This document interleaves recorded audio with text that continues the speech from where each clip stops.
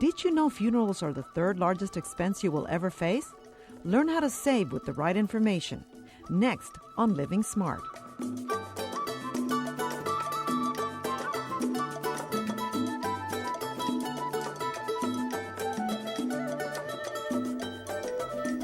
Hello, I'm Patricia Gras.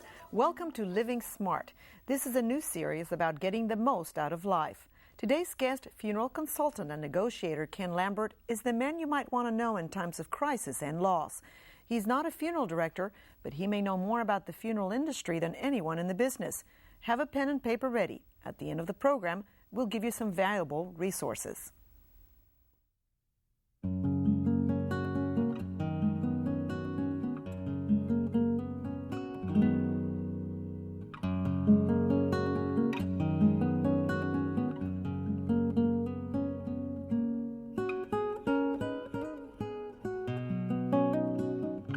Funerals can be one of the most expensive services you will ever buy. Research will either save you a lot of money, or if it's the wrong kind, do the exact opposite and add to your grief and expenses. What you have to be careful with when you're planning a funeral, when I tell you funeral, I'm talking about cemetery property, the opening and closing charge, the grave liner, the marker, the funeral service, the casket, and your cash advance items. A complete funeral, burial, and you have to be very careful in your terms. That deal right there, if you went to a corporate funeral home in Houston, you would spend between $16,000 and $22,000 on the average. Okay, you should be able to get everything done for $6,000 or $7,000, and I've got funerals, complete funerals with burials, done for less than $4,000. And the best place to do your funeral is at your own church. Ken Lambert should know. A former Air Force mortuary officer, he began researching the billion-dollar funeral industry and found serious discrepancies. I looked at the prices from one funeral home to another, same quality, same product, but the prices would vary anywhere from $1,000 to $5,000 for the same merchandise. Most people don't like to do comparison shopping for funeral services. Yet the worst time to arrange a funeral is when someone you love dies and you're most vulnerable. A funeral sale is an emotional sale. Everything is geared to emotion because they want you to think with your emotions and not your head. Make sure that you know what you want to do before you set foot in a funeral home. Because if you know what you want to do and you go to the funeral home united and you know what you want, that's the best negotiating position that you can have. Consumer advocate Benjamin Dover finds preparation is everything. I think it's important for consumers to know and to understand that it truly is the most consumer-friendly marketplace for the death care industry than it's ever been. Consumers can buy practically every good, every necessary piece of that funeral puzzle they can buy on their own at prices that are far more reasonable than what the funeral homes are going to stick you with. In 1993, Lambert visited over 100 funeral homes in Harris County to make comparisons. He then created a database. His first client was a friend. And she was out in Clear Lake, and I saved her $9,900 over what the funeral home that she had originally selected was going to do to her. Good afternoon, this is Ken. Lambert charges 20% of what he saves you on the honor system, but he suggests the best thing to do is talk to your family and do your homework beforehand.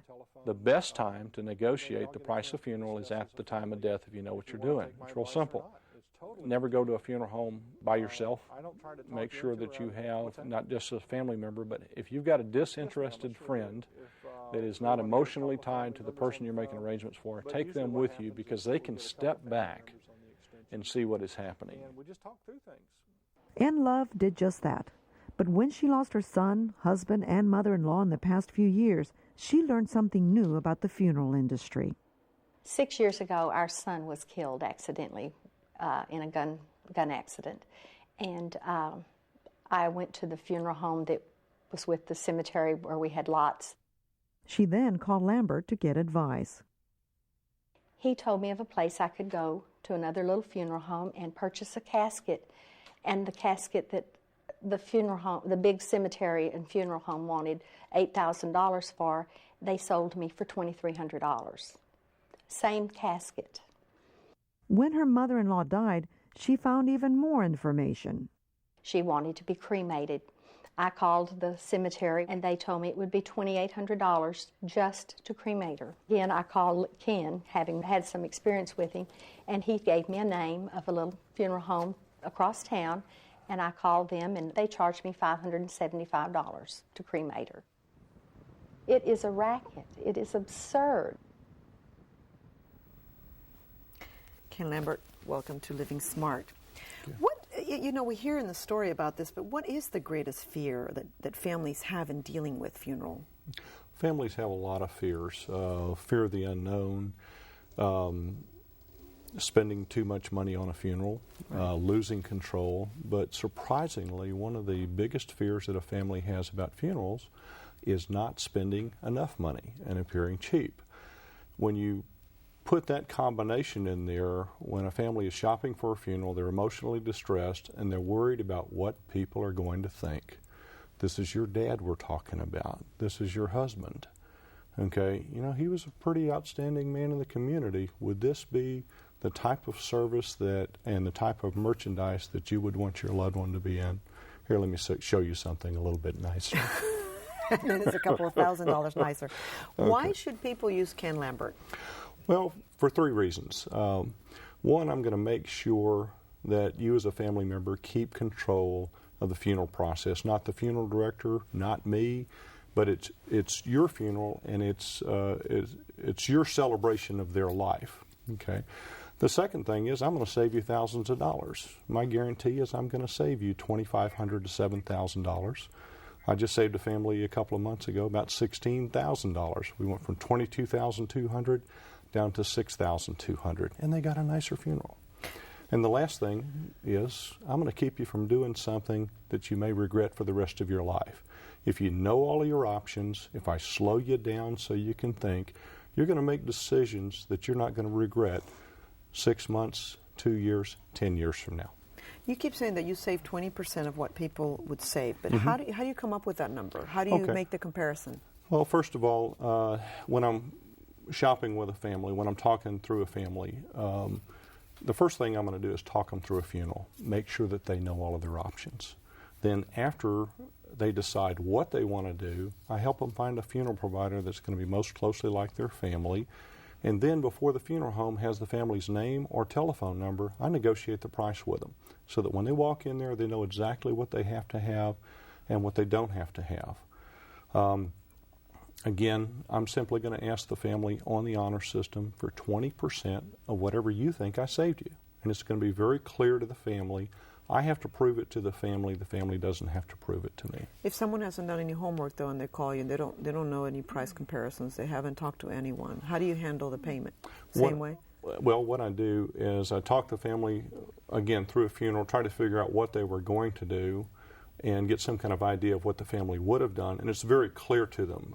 Very seldom does it even come up. It's very clear to them that I saved them the money.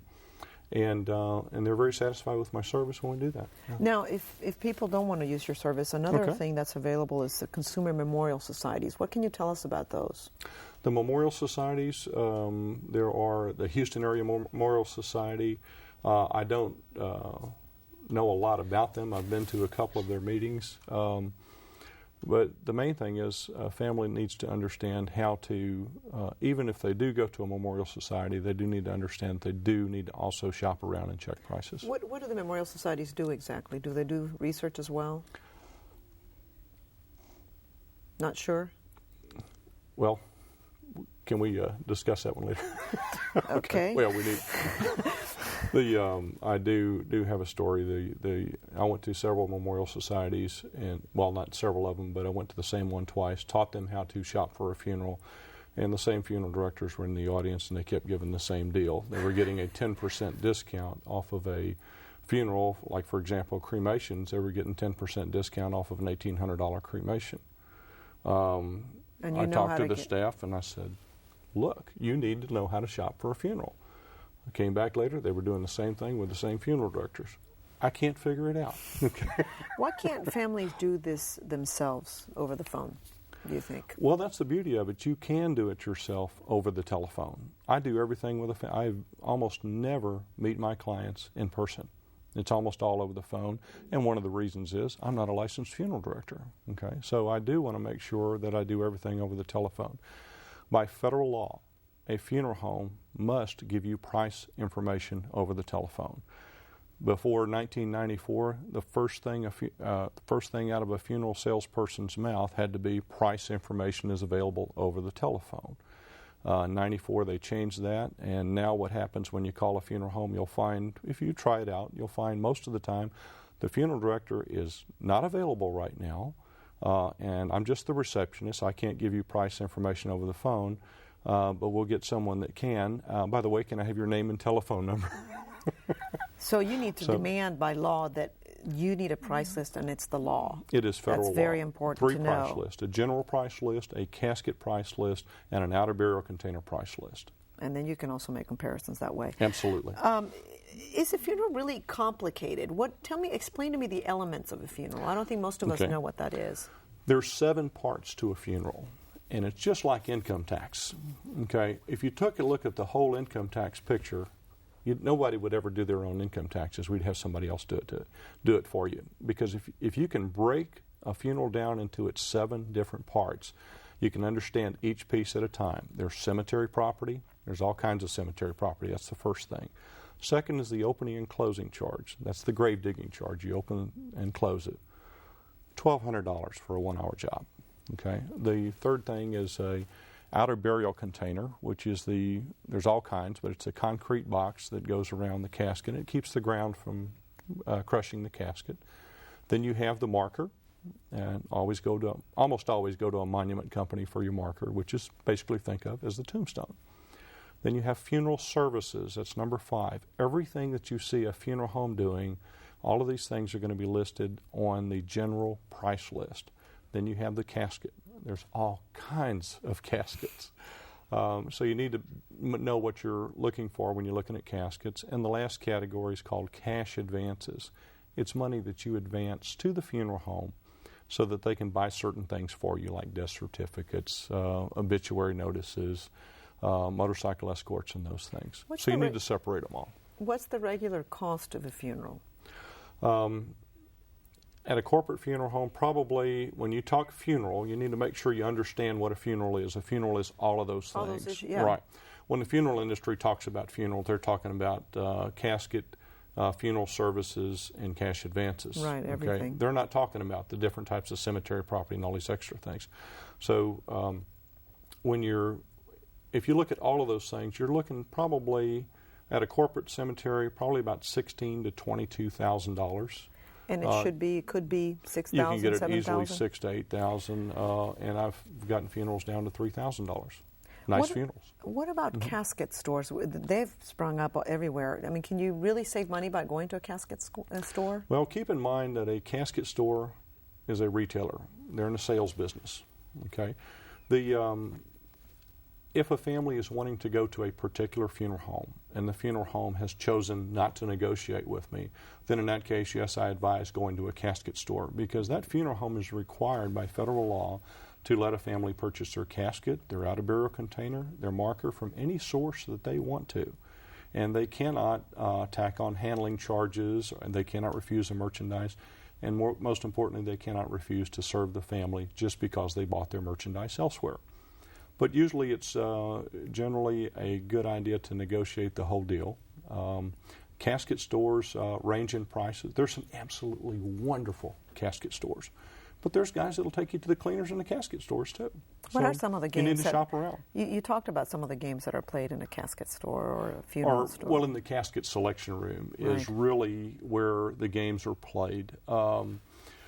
Generally, when you go in a casket selection room, just remember by federal law, that funeral home is required to give you a casket price list before you set foot in that casket selection room. Okay, if they fail to give you that, it is a Federal Trade Commission violation. Okay. Generally, when you go into a casket selection room, what they should do is just say, look around, here's all of our caskets, and whatever you're comfortable with. But keep in mind, you're dealing with a salesman. That gentleman or that lady gets paid to get you to spend the most money that you can. They're paid on commission. They'll usually start out with the most expensive caskets. And then they will work their way down to the least expensive caskets, and those things look like something the cat drug in. To give you an example, there's a funeral home up in Dallas, one of the funeral corporations. Their least expensive casket looks like a barbecue pit, okay? The plastic is so horrible, it looks like it's been out in the sun for 3 years. You can see the mounting bolts through it, and it's in Dallas, Texas. You know what they named that casket? It's called the Oswald in Dallas, Texas. Nobody's going to buy the Oswald. In fact, if the family wanted to purchase the Oswald, the funeral home would probably give them a free upgrade because they don't want the Oswald, their loved one, to be seen in the Oswald. The funeral home really doesn't want to sell it, but they want to use it. When the Oswald's got a $1,500 price tag on it, and that high stainless steel casket at $4,000 to $4,500 doesn't look so bad anymore, and that's just one of the games. It's a tool. Yeah. You often compare funeral homes and cemeteries to car dealerships. Why? Well, if you want to insult a car dealership, just accuse them of using funeral home sales tactics. Now, let me clarify that. There's some wonderful people in this business. After all, who wants to be a funeral director? That's not everybody's dream and their desire. But funeral homes, funeral people in the funeral business are some of the most wonderful people you'll ever run into. They've got a great sense of humor. And they have a very difficult job. But at the same time, the systems that they operate on, they are paid on performance. They are paid to get the family to spend money. And to get the family to spend lavishly on a funeral. You can spend $100,000 on a casket if you want to. And you can't blame the funeral homes. Because if some families come in there, if they don't see a $100,000 casket, they're going somewhere else. Right. So depends on it works what both they want. ways. Right, Yeah. right. Give me an example of a common sales tactic. Oh, golly. One of the common sales tactics, keep in mind that a cemetery salesman, if it's a cemetery and funeral home combination, they want to sell cemetery property first. It is the highest commission item. And the reason they sell the cemetery property first is it is I call cemetery property the marijuana of the funeral industry. It is the starter drug that gets you started with a funeral home and cemetery combination. And what will happen is the price keeps going up as you keep adding things, but at different points the funeral salesperson will stop it. If the cemetery property is too high, they'll stop it there and close that cemetery property deal. Okay, don't be dumb, get some is the slogan that they use, and make some type of sale. Once they buy that cemetery property, they may pay on it 8 years. Then there's the deed delivery game. At the end of 8 years, the family gets a call from a funeral home. They say, oh, by the way, you paid off your cemetery property. We need to deliver the deed to you.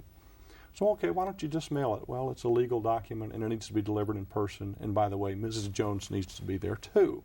Well, why does she need to be there? So, well, you know, you've got divorces. It's half hers. If y'all get divorced, she needs to know what she's entitled to. The objective is they want to get the salesman into the door, and then they inform the family that, you know, yes, you paid for a 3-foot by 8-foot piece of dirt, but you still have a lot more in the field. Well, I thought I had everything paid for. Oh, no, sir. You still have to pay for a casket. It's $4,000 today. Our $4,000 for funeral services, maybe $3,000 for the casket. It's $7,000 today. But you know, the price of funerals doubles every 6 to 8 years. And it's $7,000 today, but it's going to be $14,000 later. You've already bought your cemetery property with us. You're going to pay us now, you're going to pay us later. Now, why don't you just do the simple thing? Let's just get this over with so you don't have to think about it. Boy. That's taught by the funeral industry. Okay. And how do you protect yourself? Let's say you don't want to use your service or the memorial service just by knowing that this is what they do? Even when you know what they're doing to you. When you've lost a loved one, you're in such an emotional state. Even when you know what they're doing, you're still susceptible to it. It's very easily. My job is to get you to think with your head, despite the screams of your heart. And that's very difficult to do. But if I can slow a family down and get them to think, I can save them thousands of dollars. They keep control, and they don't make regrettable mistakes. Why are so many families so averse to negotiating funerals, do you think? They feel it cheapens a funeral. I've had several families. I show them I can save you $6,000, $7,000. My loved one's worth it. I've used this funeral home before. I'm not interested in Ken. That's fine. It's your call. Right. Some families just, they feel it cheapens the funeral. What you need to understand is it is not about, I guess the best way to describe it is it is a business transaction. Just because we're dealing with my loved one, just because I'm in an emotional state, doesn't mean that I need to spend more money. Okay, I love my loved one. I don't have to prove to you that I love them by buying an expensive funeral. I can get just as nice a funeral. We're talking price here. Okay, I can get the same merchandise somewhere else. So let's bargain. Right. Okay.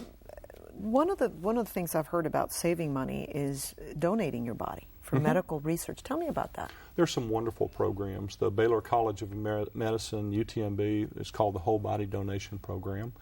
Now that is, I don't know all the details of it, but you need to make sure that you have a backup. What they do is you donate the body to science, and the medical students, you'd much rather have a medical student practicing on a cadaver than you would a live person and cutting on it for the first time. And but after they're through with it, about a year and a half, they will actually cremate what is left of the cadaver. And a lot of times the doctors that studied, that learned from using their loved one will be present at the memorial service. And then they'll cremate after. But you have to be careful because they can't always guarantee that they're going to need the body. So you do need to have a backup cremation. And there's a lot of other wonderful programs. What about pre-planning a funeral? Okay. It's very controversial. We hear, don't do it, do it. What do you think? I think everyone should pre-plan their funeral.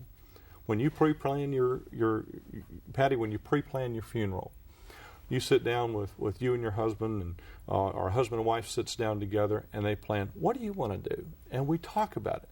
The funeral industry often confuses pre-planning with pre-purchasing, and pre-purchasing from our establishment. Keep in mind, most people don't know what they're going to be doing 20 years from now. The last thing you should purchase first is your cemetery property. And the main thing is, especially on funeral contracts, make sure it is an insurance-funded contract. If it's insurance-funded, you and the insurance company control the money. If it's trust-funded, the funeral home and the banking commission control the money. Whoever controls the money controls the family. That's right. And it's easy to switch funeral homes with an insurance-funded plan anywhere in the country. Yes, ma'am. Ken, how do you know you're living smart? Well, I'm married to my best friend. We just celebrated our 30 wonderful anniversary. Congratulations. Our Baskin-Robbins anniversary. And I love what I'm doing. I'm having a good time talking. I like to talk on the phone, and that's what I do all the time. And the biggest thing is, I know I'm going to heaven. Okay? I have a great relationship with my Lord. I get a chance to share this with folks on a daily basis. At a time when they've got a lot of questions and I've got some answers, I know how to get you into heaven and do it every time. You know, I wanted to ask you one last question. You said the cheapest way to do a funeral is to do it in your church. Why is that? And if you don't belong to a church, what should you do? Okay. Remember that when you do the funeral at your church, you just told every funeral home with a 100-mile radius, I don't need your facilities. Now we're talking service, we're talking merchandise, quality personnel, nice vehicles. You do everything at the church. And if you do not have a church, I'll put in a plug for the Methodist right now. They'll rent their churches in a heartbeat. You can rent a church for probably $500 to $7,000 a pastor to the music program, and absolutely wonderful. And in particular, I've used a lot of Methodist churches around town. One Memorial, the one on Green Bay, and these pastors. The pastors at these churches, people need to understand, they're saving their congregations thousands of dollars. And it's a wonderful place to have the funeral. I couldn't think of a better place, including the viewing the night before. All right. Ken Lambert, thank you so much for joining us. You're welcome. It was a pleasure.